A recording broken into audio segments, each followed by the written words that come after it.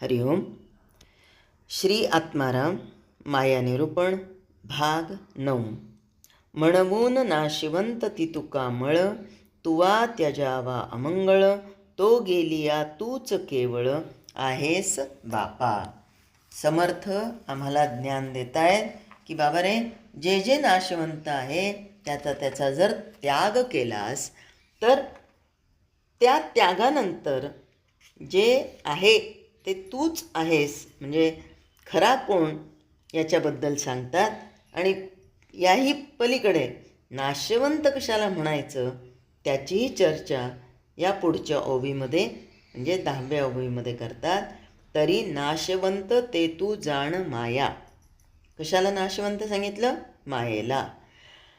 तरी नाशवंत ते तू जाण माया, माईक जायेल विलया, ते मायेचा विस्तार प्राण सखया, ऐक सांगतो.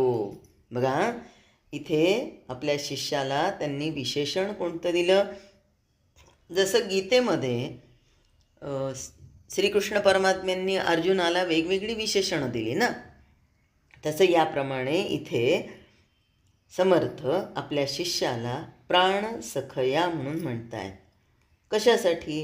तर ही माया नाशवंत आहे, या मायेचं वर्णन ते इथं स्पष्ट सांगतात.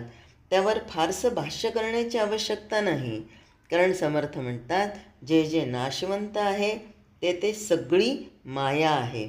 जे जे नाहीसं होणारं आहे ते आपलं रूप बदलणारं आहे. आता आपण सगळ्यांनी श्रीमद भागवतातला दशमस्कंध ऐकला. त्यामध्ये श्रीकृष्ण परमात्म्याच्या वेगवेगळ्या लीला आहेत. तिथे येते पूतना. ती कसं रूप घेऊन येते? अतिशय सुंदर स्त्रीचं रूप घेऊन येते. आणि मग शेवटी ब्रह्माच्या सहवासामध्ये ती जेव्हा येते, ती अर्थात माया बनून आलेली, आणि मग ब्रह्माचा जेव्हा स्पर्श होतो तेव्हा ती नष्ट होते, म्हणजे अकराळ विक्राळ रूप धारण करते. म्हणजे तिच्या पूर्ववत जी ती राक्षसीणच आहे त्या रूपामध्ये येते, आणि मग भगवंत तिचा नाश करतात. नाश नाही म्हणता येणार त्याला, तिला सायुज्य मुक्ती प्रदान करतात. कारण माया का असेना ती ब्रह्माच्या जवळ आलेली.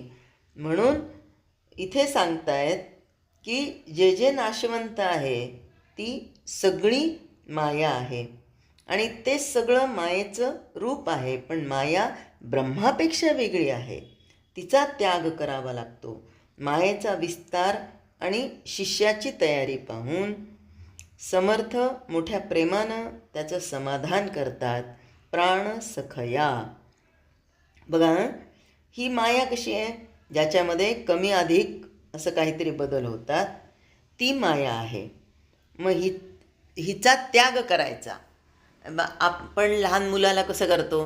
छी ते घाण आहे, टाकून दे असं म्हणून त्याची समजूत काढण्यासाठी चांगलं काहीतरी त्याच्या हातामध्ये देतो. म्हणजे काय होतं? जे माया आहे त्याचा त्याग करण्यासाठी गोड बोलावं लागतं, प्रेम करावं लागतं, आहे की नाही? हीच शिष्याची मानसिकता समर्थांनी इथे ओळखून त्याचं समाधान करण्यासाठी त्याला उपमा दिली, प्राण सखया, ऐक सांगतो. शिष्य आहे आणि सखया कसं म्हणलं अशी शंका येते. समर्थांच्या पुढे बसलेला शिष्य मोठा एकनिष्ठ आहे, त्यानं सर्वस्व समर्पण केलं आहे, म्हणून ती जवळीक व्यक्त करण्यासाठी समर्थ प्राणसखया म्हणतात. आता हे जे संत महात्मे आहेत, आपण त्यांना आपलं मानतो नाही का?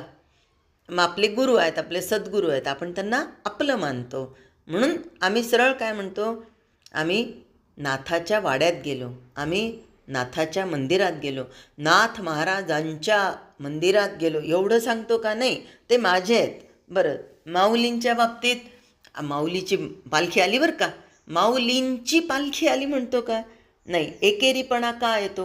कारण आम्हाला तिथे जवळीकता निर्माण झालेली आहे ना. आणि हा शिष्य खूप एकनिष्ठ आहे, म्हणून समर्थ त्याला आपली जवळीकता व्यक्त करण्यासाठी प्राण सखया म्हणतात आणि त्याच्या शंकेचं निरसन करतात. काय टाकायचं, कसं टाकायचं अशी त्याला शंका आहे. म्हणून समर्थ म्हणतात, तरी नाशवंत ते तू जाण माया. आता या मायेचा विस्तार खूप आहे. हा मायेचा विस्तार कसा आहे ते प्राणसखया तुला सांगतो. खरं तर माया व्यक्त करता येत नाही, कारण ती भगवंताची छाया आहे. आपण छायेला धरू शकतो का? छायेला मारू शकतो का? नाही. तर छाया फक्त बघायची असते. यातून आपल्याला काय शिकायचं आहे?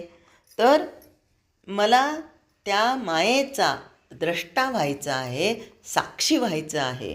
मी तिच्यापासून वेगळा आहे हे लक्षात घ्यायचं आहे. आणि म्हणूनच या शिष्याला त्या मायेपासून दूर करण्यासाठी परब्रह्मरूप असणाऱ्या समर्थांनी प्राणसखया ही उपमा दिली. आता प्राणसखया कोण कोणाला म्हणतं? साधारणपणे नवरा बायको एकमेकांना म्हणतील, म्हणजे बायको नवऱ्याला म्हणेल किंवा नवरा बायकोला म्हणतो, किंवा फारच जीवश्च कंठश्च मित्र असतील तर ते एकमेकांना म्हणतील. पण रस्त्याने चालता चालता एकमेकांची ओळख झाली आणि लगेच त्याला कोणी प्राणसखया म्हणेल का? नाही. कारण त्यातील जो भाव आहे ना, तो त्या रस्त्यावर भेटलेल्या व्यक्तीमध्ये नसतो. प्राणसखया कुठून येतो हा शब्द?